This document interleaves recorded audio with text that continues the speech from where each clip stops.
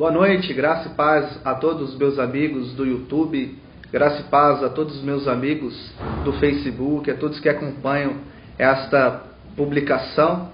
Que Deus abençoe a vida de vocês e que Deus possa abençoá-lo ainda mais. Hoje estarei compartilhando com os irmãos um texto aqui da Bíblia Sagrada. Eu gostaria que você abrisse as suas Bíblias. Você pode acompanhar em suas casas mesmo a leitura em Efésios capítulo 6 e versículos 1 ao 4. Amém? Você pode acompanhar aí na sua Bíblia, livro de Efésios, depois do livro de Gálatas, e você pode acompanhar. Estaremos falando sobre os deveres dos pais e dos filhos, um tema importantíssimo que a Bíblia Sagrada nos ensina. E nós meditaremos nesta palavra. Acompanhe a leitura você neste momento. Filhos, obedecei a vossos pais no Senhor, pois isto é justo.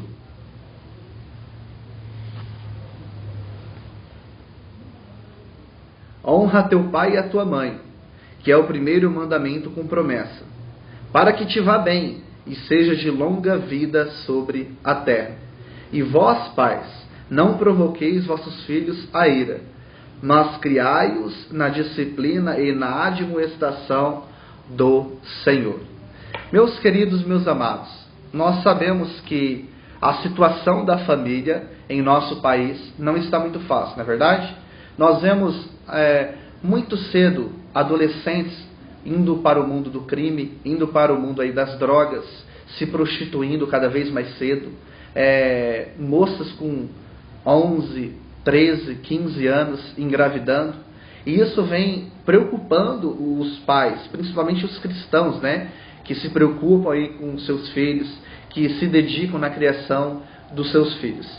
E muitas das vezes, muitos pais, eles tentam justificar os seus erros, colocando a culpa nos professores, colocando a culpa nos deputados, nos presidentes, colocando a culpa nos governantes.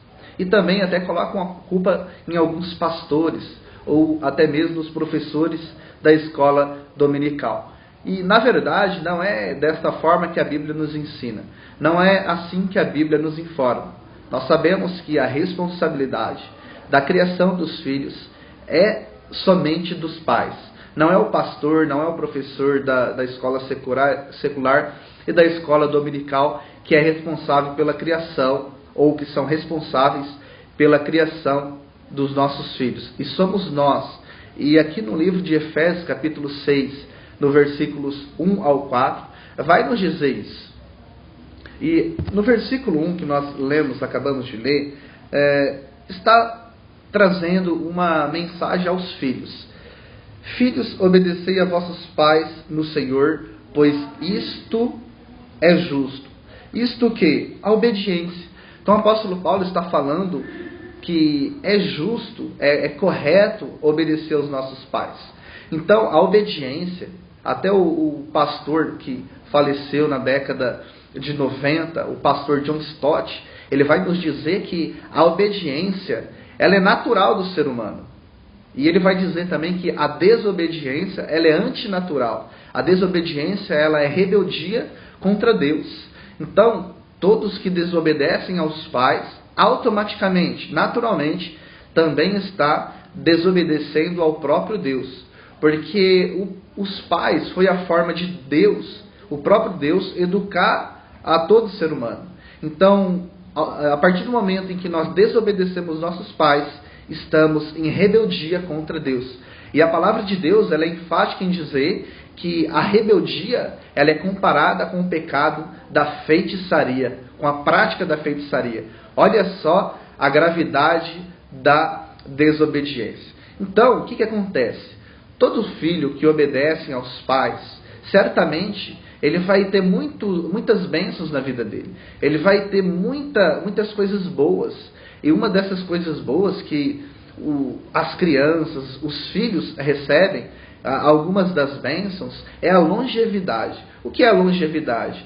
é ter uma vida longa. E quando nós tratamos de vida, eu não estou falando limitadamente na questão física ou na questão financeira. Estou falando sim na questão espiritual, também na questão sentimental. Por quê? Se nós obedecemos nossos pais, automaticamente nós teremos um bom casamento, automaticamente nós teremos um bom emprego, e assim em todas as áreas de nossas vidas. Muitos filhos se dão mal sentimentalmente, profissionalmente, espiritualmente, porque não escutaram seus pais, ou porque não escutam seus pais. Então a palavra de Deus nos diz, aqui no livro de Efésios, está nos ensinando nesta oportunidade, nesta passagem, que nós devemos obedecer os nossos pais. E isto é justo. E no livro de Colossenses capítulo 3, no versículo 20, também vai dizer a mesma coisa. É um versículo paralelo que o apóstolo Paulo vai nos dizer também. Abra sua Bíblia aí no livro de Colossenses 3:20. Leiamos a palavra de Deus que diz assim: Filhos, em tudo obedecei a vossos pais, pois fazê-lo é grato diante do Senhor.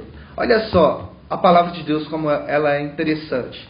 Em Colossenses 3:20 fala que é grato, é correto diante do Senhor. A Bíblia nem fala que é diante dos pais, é diante do Senhor. Então, filhos, então jovens, adolescentes, crianças, obedeçam seus pais, obedeçam a sua mãe, seus pais, obedeçam a sua avó, independente quem seja responsável por você. Respeite, obedeça, porque certamente vocês serão abençoados. Amém?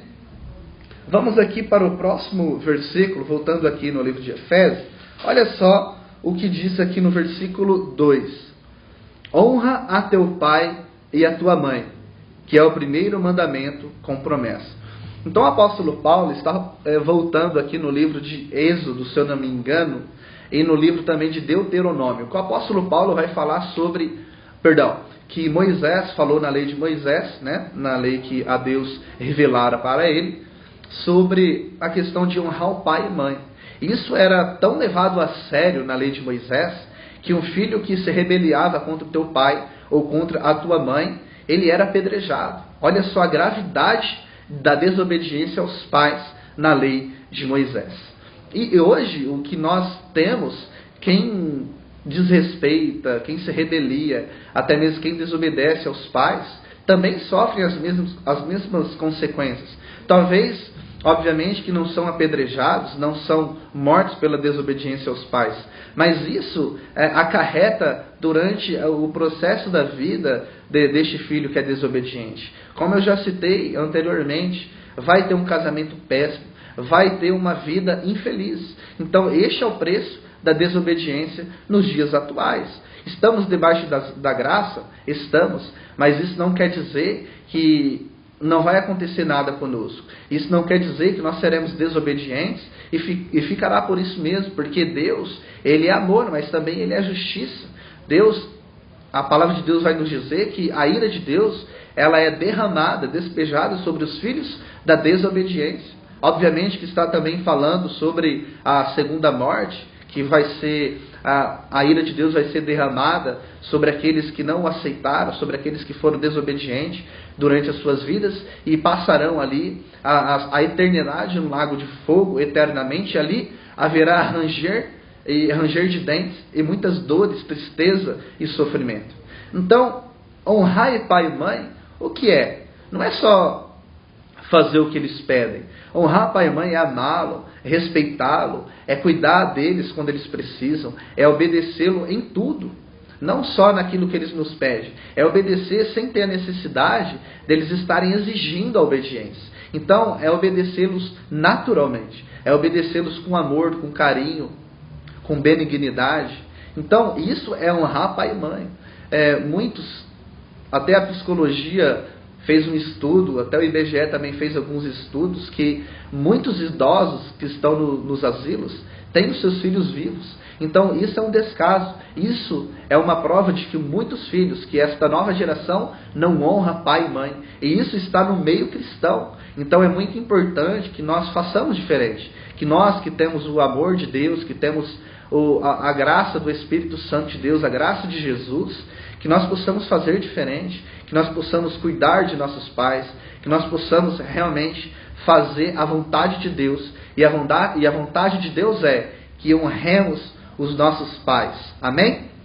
Agora aqui no versículo 3, confira comigo: para que te vá bem e sejas de longa vida sobre a terra. Eu citei anteriormente sobre a longevidade, que é a vida longa sobre a terra. E quando eu falo vida longa, quando a palavra de Deus diz vida longa, não está dizendo sobre o número de idade que a pessoa vai ter, mas está falando sobre a qualidade de vida. Ou seja, como que essa pessoa que obedece ou não os pais vai viver? Vai viver com uma vida com uma boa qualidade ou com uma má qualidade? Com um bom casamento, com bons amigos, enfim. Então a pessoa que obedece os pais, obviamente, vai ter uma vida qualitativa. Então não está falando na questão de morrer velho, com 50, 100, 120 anos, não.